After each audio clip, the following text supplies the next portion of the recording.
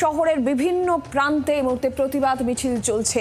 আজ রাত দখলের ডাক দেওয়া হয়েছে, তবে তার আগে থেকেই আমরা দেখছি যে বিভিন্ন প্রান্তে সেই প্রতিবাদ মিছিল, যেখানে চিকিৎসকেরা অংশগ্রহণ করছেন, যেখানে সাধারণ মানুষ, টলিউডের কলাকুশলীরা অংশগ্রহণ করছেন। চেনা মুখ, অচেনা মুখ, সর্বস্তরের মানুষ এই মুহূর্তে রাজপথে নেমে এসেছে। মানববন্ধন, সেই ছবি আমরা দেখতে পাচ্ছি। বিভিন্ন প্রান্তের ছবি সঙ্গে সঙ্গে এবার যাদবপুরের ছবিটা আপনাদের সামনে আমরা তুলে ধরবো। যাদবপুরে সেখানেও কিন্তু প্রতিবাদ মিছিল,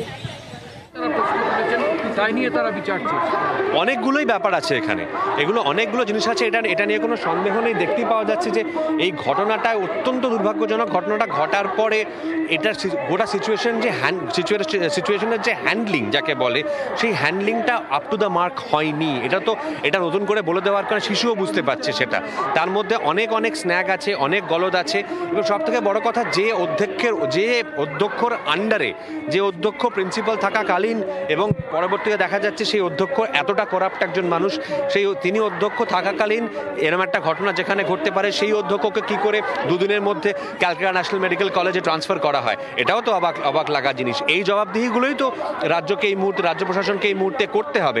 কেননা এই কেসের তদন্তের ভার তো এই মুহূর্তে কেন্দ্রীয় সংস্থার হাতে, সেটা রাজ্য চাইলেও সেখানে কিছু করতে পারবে না। কিন্তু এই গাফিলতিগুলির, অন্য যে খটকাগুলি আছে, সেগুলির জবাবদিহি রাজ্য প্রশাসনকে করতে হবে।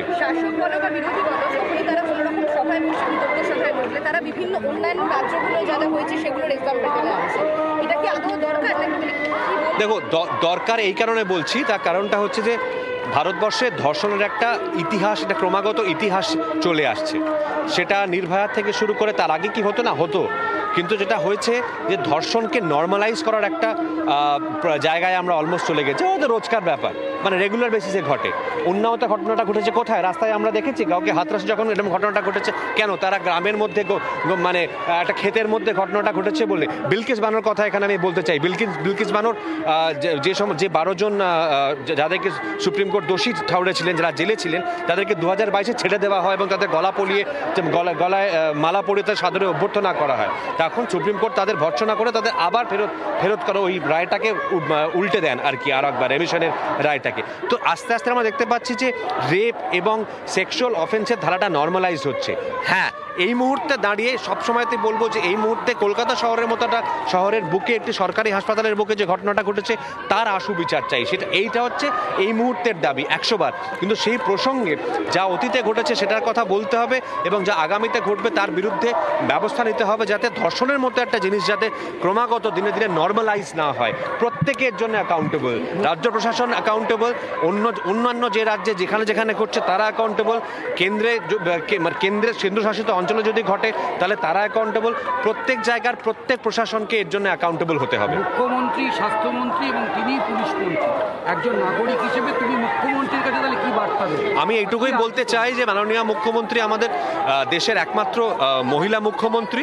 সেই জায়গা থেকে আমি প্রত্যাশা করেছি বা করব যে এই গোটা সিচুয়েশনটা আরও সেন্সিটিভিটির সঙ্গে হ্যান্ডেলড হবে, এবং আরও মানে এটা স্পর্শকাতরতা, এটার সেন্সিটিভিটিটা বুঝে এটা হ্যান্ডেল করা দরকার ছিল বলে আমার মনে হয় এখনও সেটা করার সময় আছে। যেটা কিন্তু আনফর্চুনেটলি বলতে হবে যে যত্নের সঙ্গে বা যে কেয়ারের সঙ্গে গোটা সিচুয়েশনটা হ্যান্ডেল করা যেত, এবং যে জিনিসগুলি আগে, যে গাফিলতিগুলি আগে খুঁজে বার করে যেগুলিকে অ্যাড্রেস করা যেত, সেটা হয়তো আর একটু ভালো করে করা গেলে ভালো হতো। আপনারা দেখছেন টলিউডের যারা কলাকুশলী শিল্পী, তারাও আজকে প্রতিবাদে সামিল হয়েছেন এবং হাজরা মোড়ে তাদের জমায়েত, এবং সেখানেই তারা ধর্ণা অবস্থানের সিদ্ধান্ত নিয়েছেন। বাংলার আওয়াজ, বাঙালির আবেগ, জি 24 ঘন্টা।